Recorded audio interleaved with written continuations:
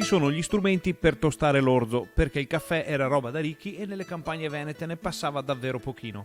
Ci sono anche l'intramontabile munega adoperata per scaldare il letto nelle notti d'inverno e il girello in legno per i bambini. E poi i fari a carburo per andare a rane nei fossi, attrezzi per trattare la canapa e tutto quello che poteva rendere la vita dei nostri nonni meno complicata.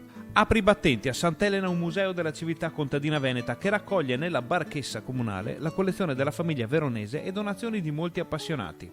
Siamo nati tutti contadini e si vuole lasciare a posteri un qualcosa più che scritto ma anche di visibile.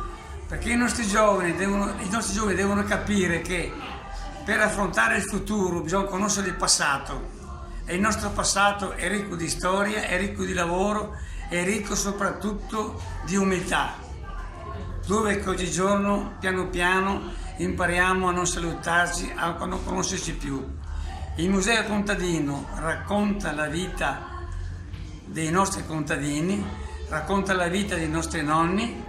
L'apertura del Museo Contadino arriva nel bel mezzo della festa patronale del paese, dove si sono dati appuntamento anche i proprietari dei vecchi trattori, e la colonna sonora del mondo contadino veneto torna a risuonare nelle campagne della Bassa con i landini e il loro ritmo. Anche di notte, perché nel passato questi lavori si facevano in notturna per lasciare liberi i trattori durante il giorno per altre incombenze.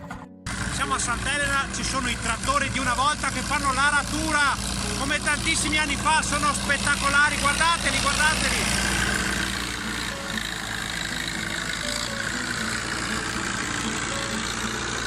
Un progetto sul quale l'amministrazione comunale punta moltissimo. Importante perché noi come amministrazione comunale di Sant'Elena abbiamo deciso di investire fortemente su questo che è il nostro passato, le nostre origini, le nostre radici. Abbiamo voluto fortemente anche il Museo Contadino e la nostra barchessa comunale proprio perché le generazioni future possano ricordare e sapere da dove sono venute. Allora, perché è importante tramandare le tradizioni contadine venete?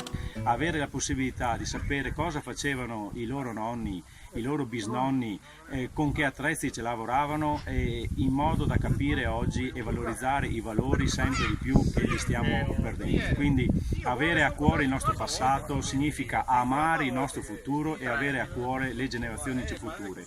Noi abbiamo il compito di tramandare finché possiamo tutto quello che abbiamo imparato dai nostri genitori e dai nostri nonni per trasferirlo alle generazioni future.